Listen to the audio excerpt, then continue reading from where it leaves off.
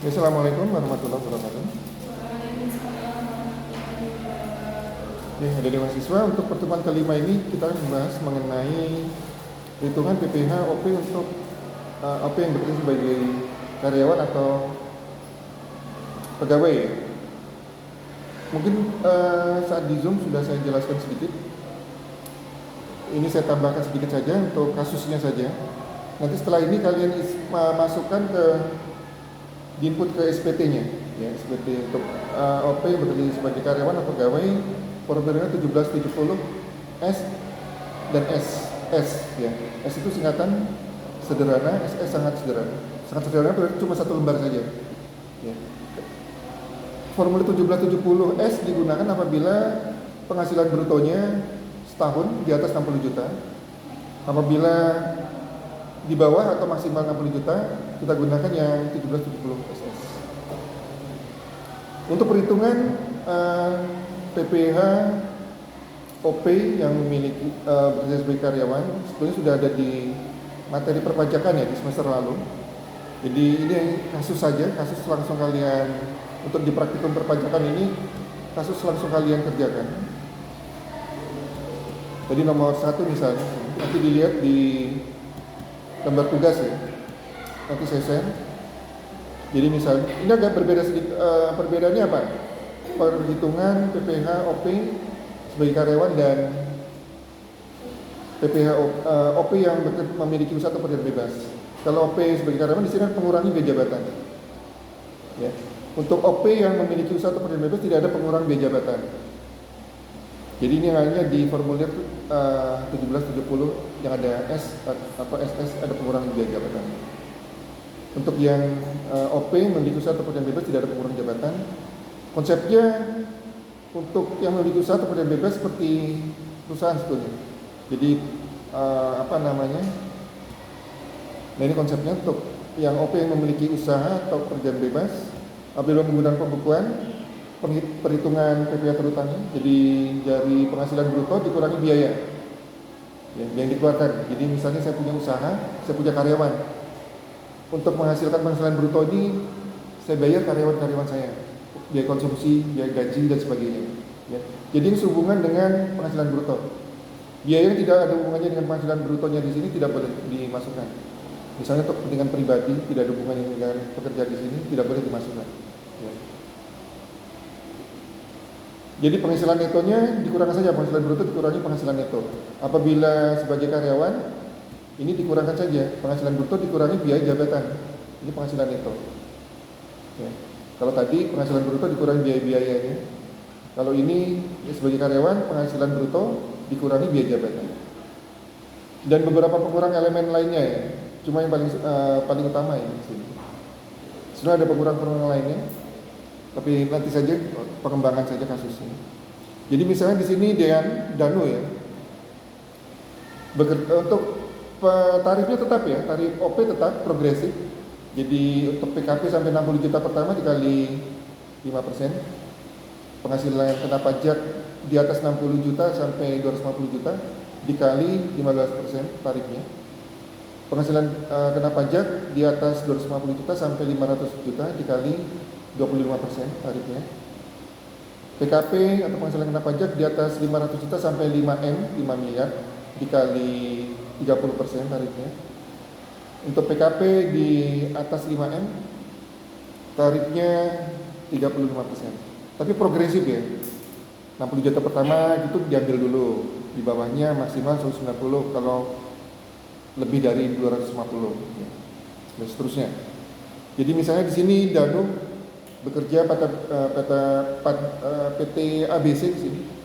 Jadi Danu bekerja pada PT ABC dengan penghasilan sebulan 6 juta tahun 2022. Danu menikah dan memiliki dua orang anak. Berarti PTKP-nya di sini K2. Ya. Apabila istri Danu memiliki ada penghasilan juga dan tidak ada istri Danu tidak memiliki NPWP, berarti penghasilannya digabung. Nanti di sini KI2 itu istri. Nah di sini anggap saja istri Danu tidak bekerja ya, tidak memiliki usaha juga. Jadi hanya memiliki usaha atau penghasilan hanya Danu. Nah ini di sini tugasnya untuk menghitung PPh per bulan ya. Sedangkan SPT itu tahunan. Jadi nanti setahun berapa baru kalian hitung.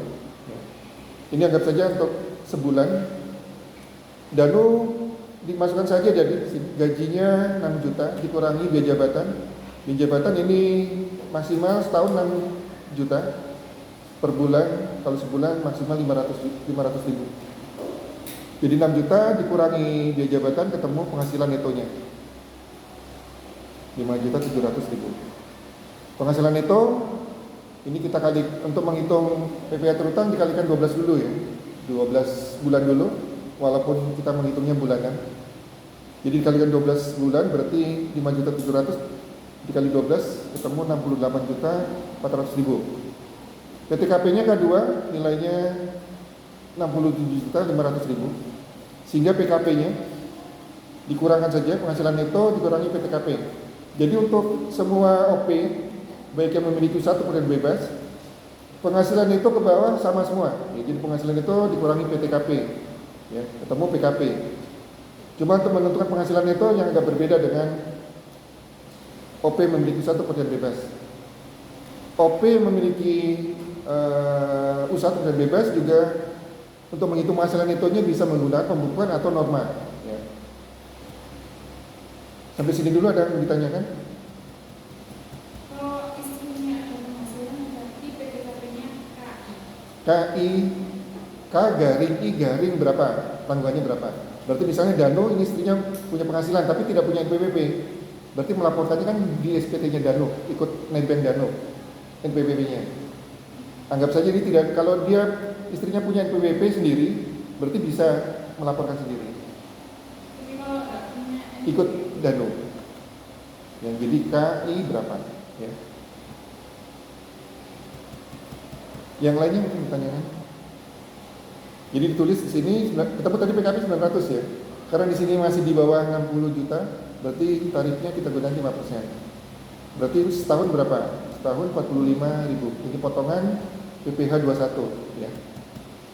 Jadi ini berhubungan dengan kalau karyawan berhubungan dengan PPh potongan PPh 21.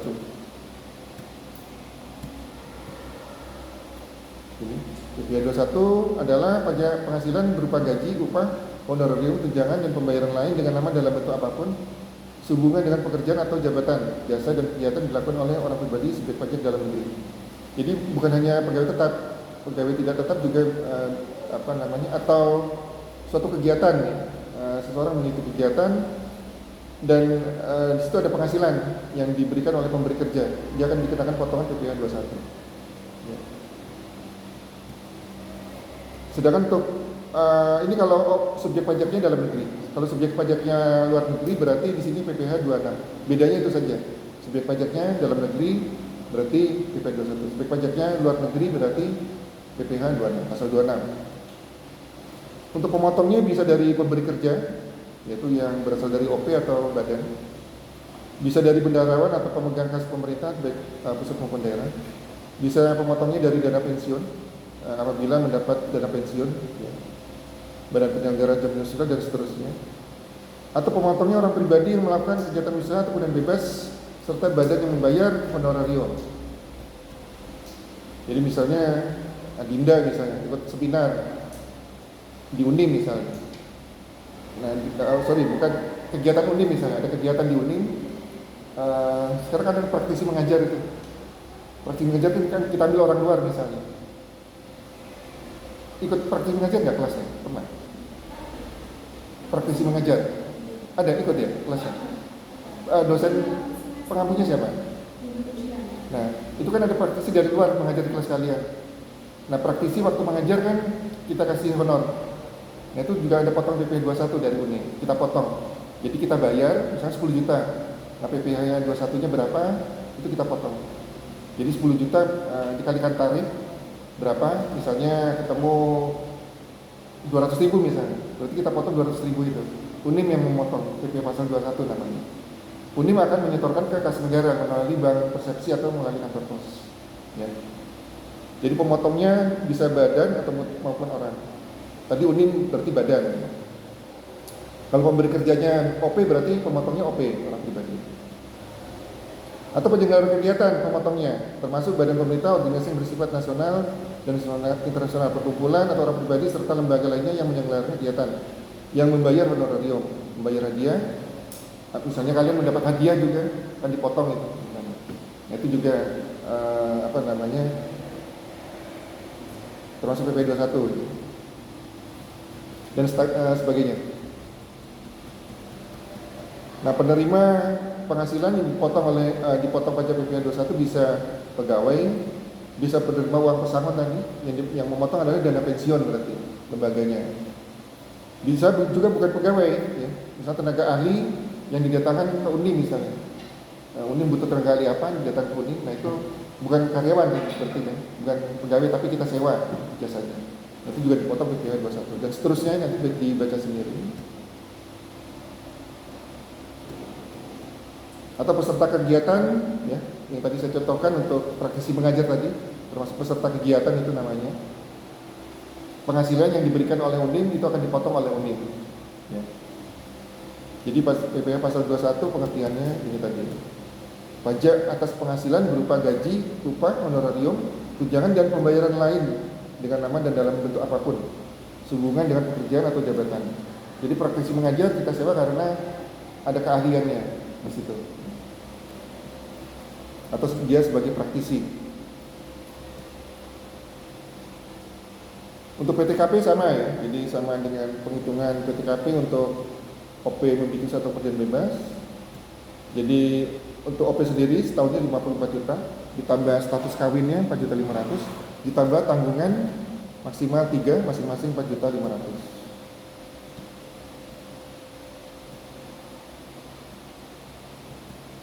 Sampai sini dulu mungkin ada yang ditanyakan. Kalau tidak ada kita masuk ke pengisian SPT yang kemarin ya.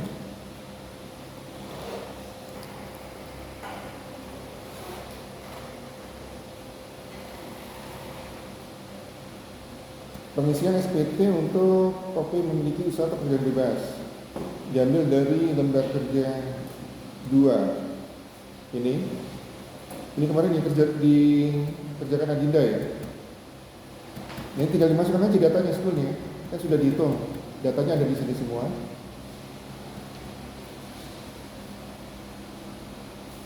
Tugasnya ada di sini, ini tugasnya.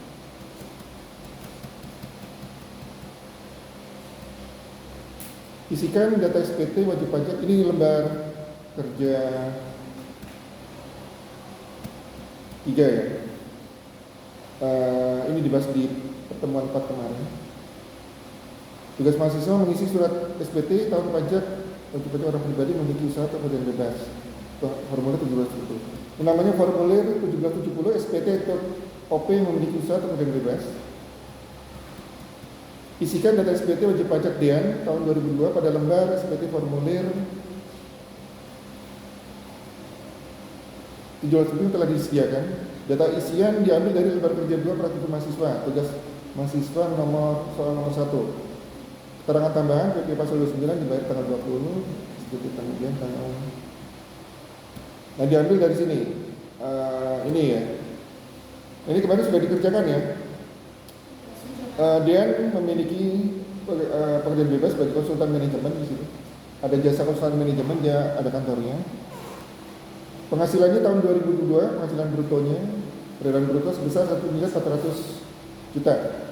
Biaya yang dikeluarkan sehubungan dengan pekerjaan bebasnya, penghasilan brutonya sebesar atau peredaran brutonya sebesar 560 juta. Ini bisa untuk membayar gaji karyawannya dia, untuk konsumsi, untuk transport dan sebagainya. PPh pasal 25 yang telah dibayar diangsur 60 juta. DEAN memiliki statusnya K2, menikah atau kawin dengan 2 tabungan. Ini datanya untuk susunan anggota keluarga. Ini NPWP DEAN, ini harta DEAN. Nah, tinggal diisikan saja. Kemarin sudah dihitung kan, PPh terutangnya berapa. Tinggal dimasukkan ke SPT-nya saja, SPT 1770.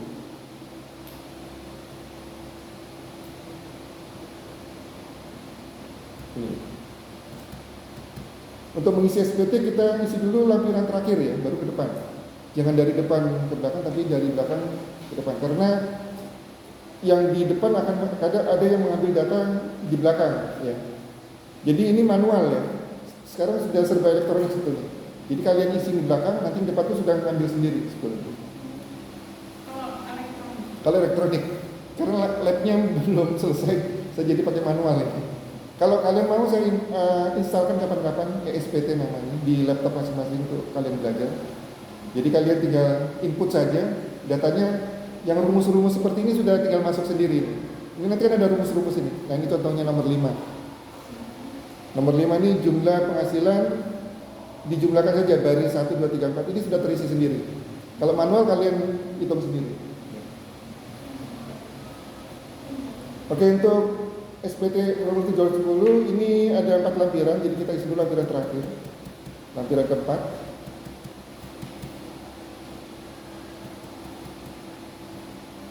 Gini gunanya untuk mengisi harta pada tahun, kewajiban utang pada tahun, dan pendapatan susunan anggota keluarga.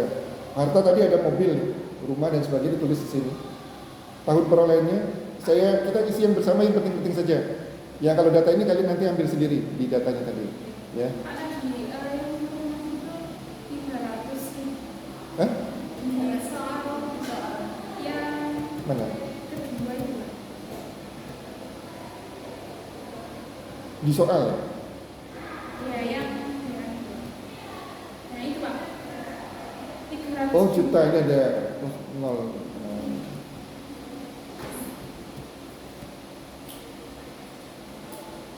Ada rumah, mobil, ini atas namanya Dean ya. Atau penghasilan dari ada hartanya istri juga dimasukkan di sini. Apabila keterangannya mana tadi?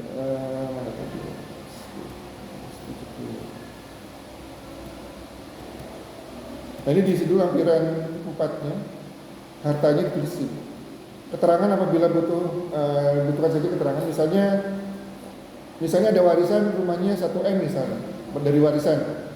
Kalau hanya penghasilannya 6 juta, statusnya kawin dan 2 orang anak, kemungkinan rumah 1M kan tidak mungkin dia beli. Nah bisa saja dari warisan orang tuanya yang kaya dikasih rumah 1M misalnya. Nah ditulis di sini keterangan warisan biar tidak ada pertanyaan dari orang pajak. Ya, biasanya nanti ada kecurigaan bisa diperiksa gitu. Kemudian bagian B untuk mengisi kewajiban kalau tidak ada kosongan. Bagian C untuk mengisi susunan anggota keluarga, tadi ada istri, 2 orang anak dituliskan di sini.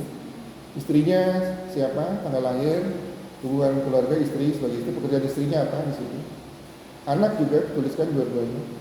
Pekerjaannya misal siswa atau belum sekolah dan sebagainya. Nah, jangan lupa di sini ditulis tahun pajaknya ya. Pojok kanan atas tahun 2022 ditulis di sini.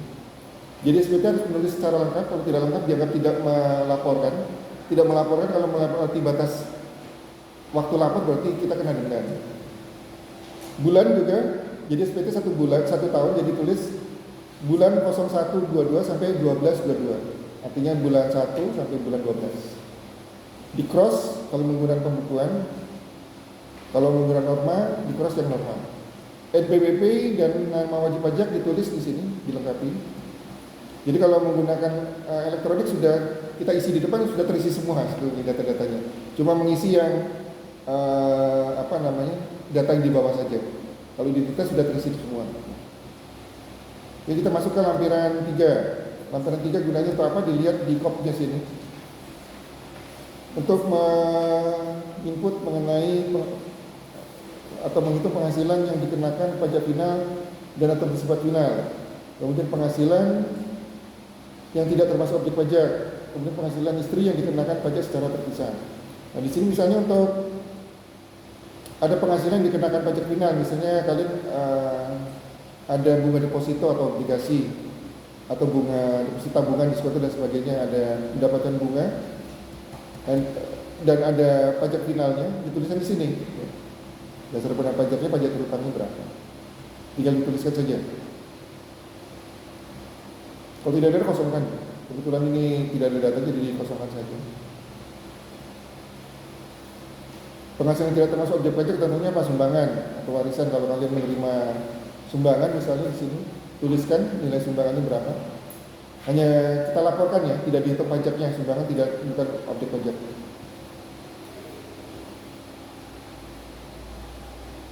Warisan juga, kalau ada warisan ditulis di sini. Jadi bukan objek pajak warisan. Kecuali warisan yang belum terbagi. Warisan belum terbagi misalnya ada Pak Sunarto dan Pak Sunarti misalnya, punya anak Anto dan Ani.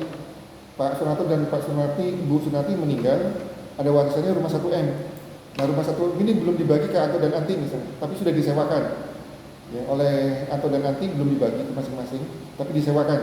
Nah, penghasilan sewanya itu merupakan objek pajak. Tapi saat dibagi nanti, misalnya Anto mendapat 500 juta, Anti 500 juta, pembagian itu tidak bukan objek pajak. Ya. Paham ya? Jadi warisan menjadi objek pajak kalau warisan itu belum dibagi. Dan ada penghasilan dari objek pajak itu, dari warisan tersebut.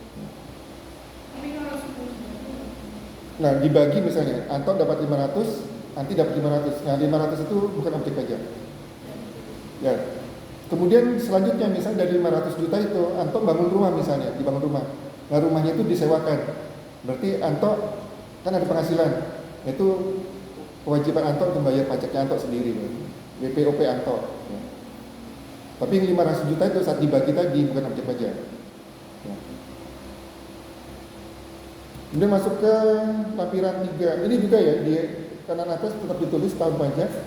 Walaupun datanya tidak ada, tetap ditulis di sini. Data kita isikan tidak ada. Tetap ditulis tahun pajak 2022, bulan 0122 sampai 1222. Kalau menggunakan norma penghitungan di cross norma, kalau menggunakan pembukuan di cross pembukuan. Kebetulan di sini dia menggunakan pembukuan, di cross yang pembukuan. Lampiran 2 ini untuk menghitung atau memasukkan data pemotongan pemungut oleh pihak lain, PPh dibayar, dipotong di luar negeri atau di PPh ditanggung pemerintah. Nah di sini apabila Dean selain memiliki usaha atau pekerjaan bebas juga bekerja sebagai karyawan, berarti SPT-nya menggunakan formulir 1770. Nah di sini misalnya Dean ada potongan dari dia bekerja di PT ABC, ada potongan PPh pasal 21 misalnya. Nah ini dimasukkan di sini biar tidak ada double pemotongan lagi. Ya. Jadi Dean misalnya bekerja juga di PT ABC, potongannya misalnya tadi 45.000 misalnya setahun. Masukkan nama pemotongnya siapa, PT ABC, NPWP PT ABC, bukti potongnya berapa, jenis PP yang dipotong misalnya pasal 21, jumlah yang dipotong 45.000. Biar tidak ada pemotongan double, karena nanti penghasilannya dia sebagai karyawan kita masukkan di sini juga, cuma tidak dihitung lagi pajaknya karena sudah dipotong tadi. Jadi yang dihitung nanti di sini untuk usahanya atau pekerjaan bebasnya. Tetap ditulis di sini tahun pajak, bulan dan seterusnya. Di identitasnya juga NPWD-an, nama wajib pajak. Jadi kalau ada potongan totalnya berapa di sini nanti dibawa ke depan. Masuk lampiran 1. Lampiran 1 ini untuk penghitungan penghasilan itu dalam negeri yang menggunakan norma penghitungan penghasilan neto, penghasilan dalam negeri sehubungan dengan pekerjaan dan penghasilan dalam negeri lainnya. Ini bagian B ya. Jadi lampiran 1 ada 2.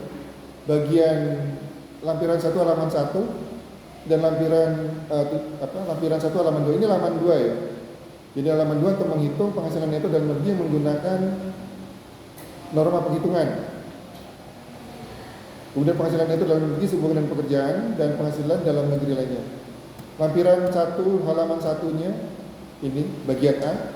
Ini untuk menghitung penghasilan neto dalam negeri dan atau dengan bebas bagi yang menggunakan pembukuan. Berarti nanti dia mengisi yang bagian A sini. Bagian B dan C di halaman 2-nya dikosongkan saja. Tahun pajaknya tetap diisi, jangan lupa 2022 bulan. Kemudian pembukuan di cross NPWP dan nama wajib pajak.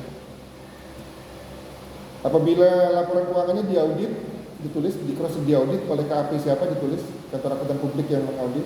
Apabila tidak diaudit, di cross yang tidak diaudit. Nah ini mulai mengisi bersama di sini ya. Di Sini yang pertama, untuk kita masukkan data penghasilan dari usaha dengan pekerjaan bebas berdasarkan laporan keuangan komersial. Jadi kalian laporan keuangan yang kalian gunakan, kalian susun itu laporan keuangan komersial menggunakan acuannya prinsip akuntansi umum atau STAK kalau di Indonesia, standar akuntansi keuangan. Dan ditulis sini perolehan usahanya berapa, 1.400.000.000 ditulis di sini. Harga pokok penjualan karena jasa tidak ada, sehingga laba rugi atau laba bruto, laba usahanya sama 1.400.000. Biaya usahanya 560 juta. Diambil dari datanya aja ya, data yang kalian kerjakan kemarin ini.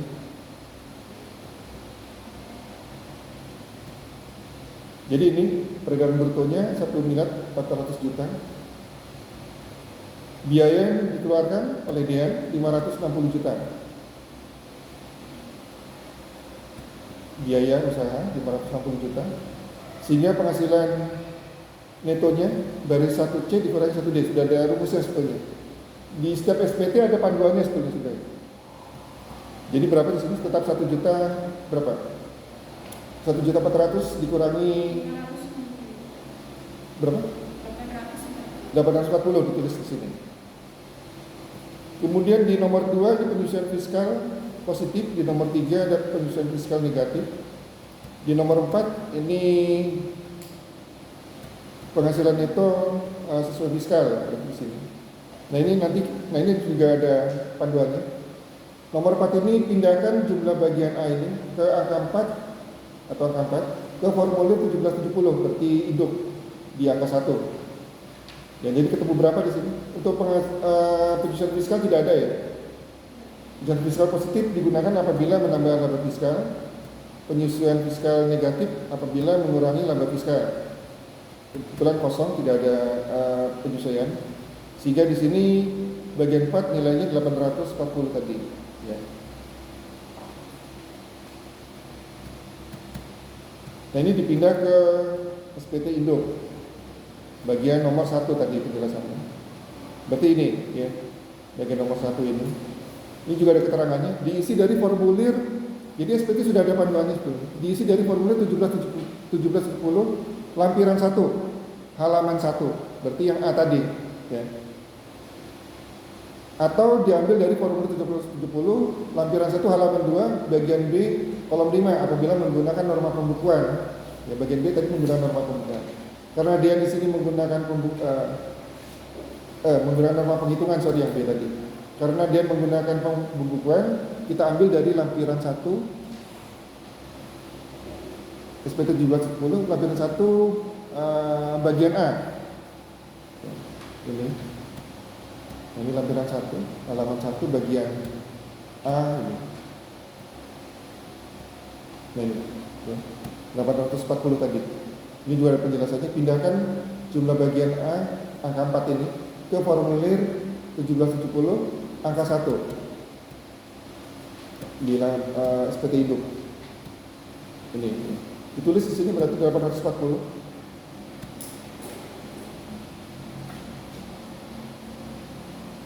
Penghasilan itu dalam memiliki sebuah pekerjaan apabila ada pekerjaan tadi dari PT ABC seandainya dia bekerja juga dituliskan penghasilannya berapa di sini.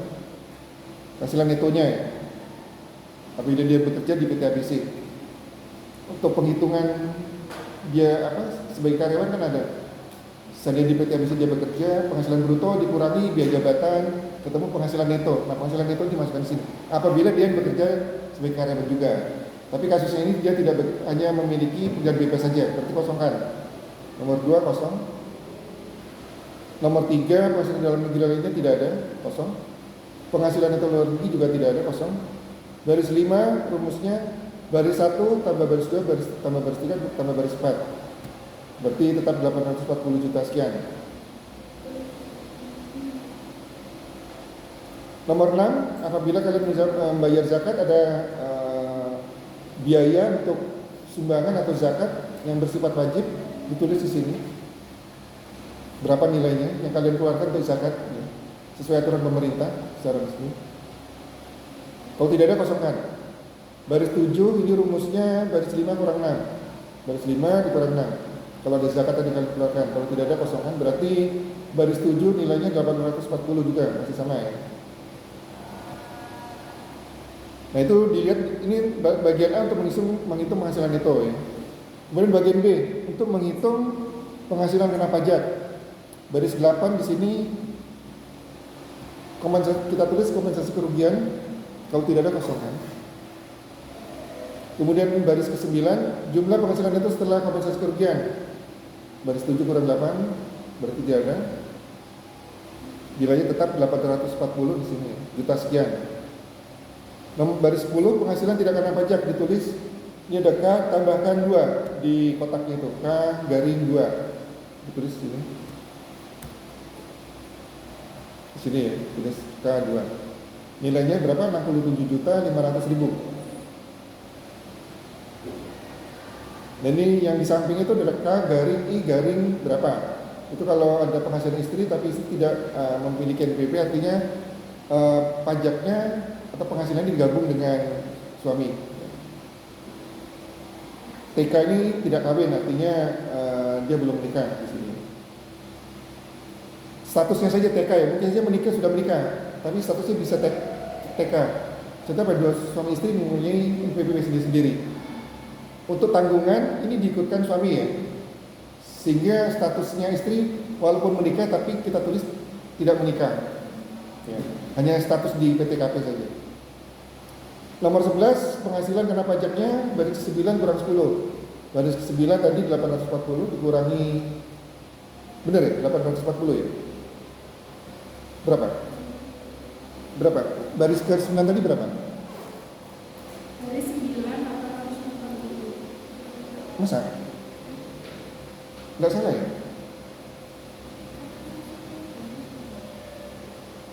Yang 8 kan 7 dikurangi 8. Yang 7 tadi itu Yang kalau lampiran 1 tadi, dari lampiran 1 coba. Perolehan usahanya 1,4 dikurangi 560, 840 ya. Biaya di sini ya. Sehingga penghasilan netonya 840. Oke, udah. Oke, ya benar ya. Berarti di sini penghasilan kena pajaknya berapa? 840 dikurangi 67.500, 722. Berapa? 722 sekian ya. 700 jutaan ya. 720 berapa gitu. Nah, tulis di sini. Kalau sudah masuk ke C, ini untuk menghitung atau menginput mengenai PPh terutangnya. Baris 12 PPh terutang kita kalikan saja PKP tadi dikalikan tarif secara progresif. 772 kita hitung kemarin sudah dihitung Adinda ya. Ketemu berapa di sini nomor 12? 175. Ya, ditulis 175 sekian. Itu PPh terutangnya. Kemudian di baris ke-13 pengembalian atau pengurangan biaya pasal 224 tidak ada, kosong. Baris 14 berarti jumlah PPh terutangnya. Baris 12 tambah 13 tetap 175 sekian. Kemudian bagian D menghitung kredit pajak. Artinya baris ke-15 PPh yang dipotong dipotong pihak lain, yang dibayar dipotong. Nah, ini apabila ada potongan ya, apabila dia bekerja sebagai karyawan ada potongan PPh 21-nya dimasukkan di sini, kalau tidak ada kosongan.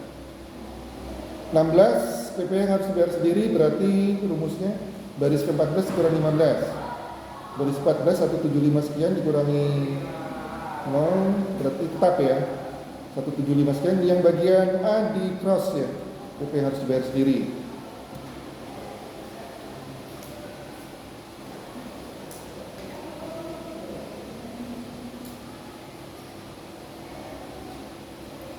Maksudnya bukan melalui pemungkitan, harus dibayar sendiri oleh dia. Baris 17 PPh yang dibayar sendiri. Nah, ini pasal 25 sebesar 60 juta. Dari soalnya ya, dilihat di soalnya ini. Ada PPh pasal 25, nah ini sebesar 60 juta sudah dibayar setahun oleh Dean. Berarti masukkan di baris ke 17A. 17A ditulis 60 juta. 17B dan C kosong ini. Apa itu? HP.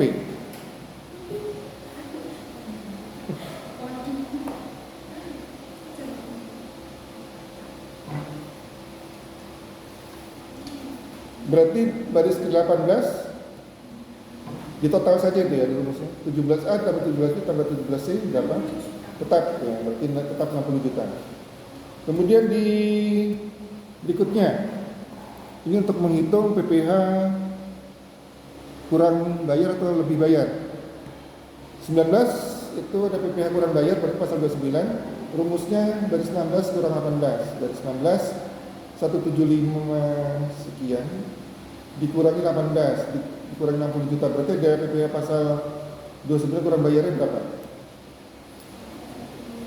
Ya, 115 ditulis 115. Dan untuk melaporkan SPT kekurangan ini harus dibayar dulu ya. Jadi kita tidak bisa melaporkan kalau ada pajak yang belum terbayar.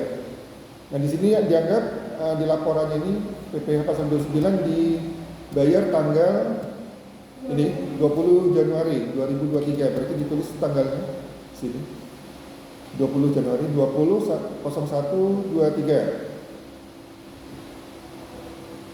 Sejumlah tadi 115 sekian. Baris ke-20 warna kosong aja, tidak ada tuh baris 20. Baris 21 bagian F ini untuk menghitung apa ini? Bagian F.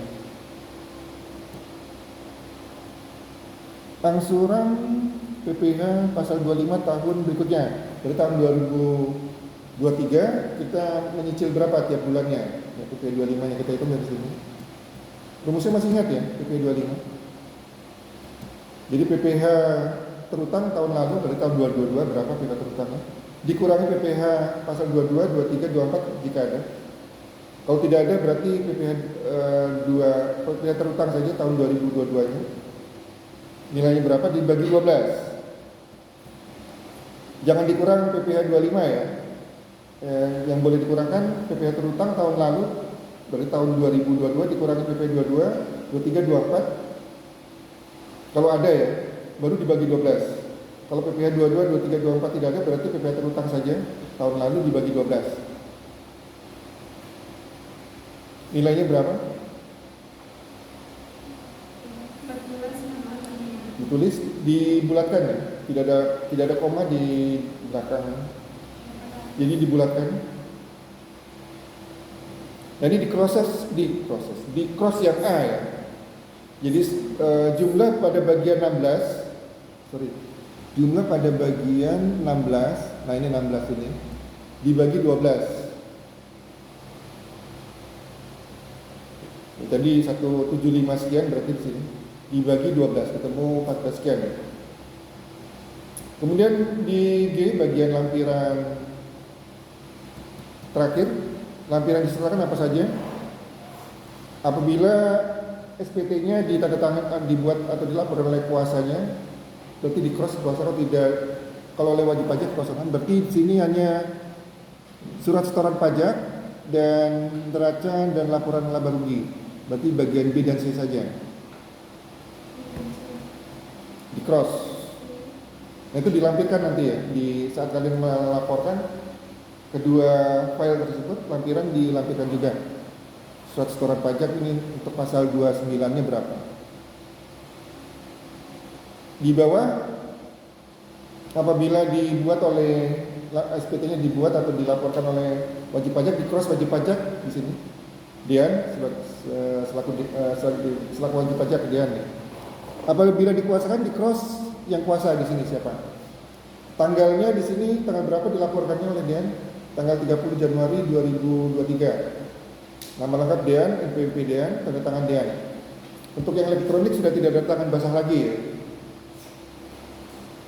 Ditulis ini tanggal pelaporannya tanggal 30/01/2023. Sampai sini mungkin ada yang bertanyakan?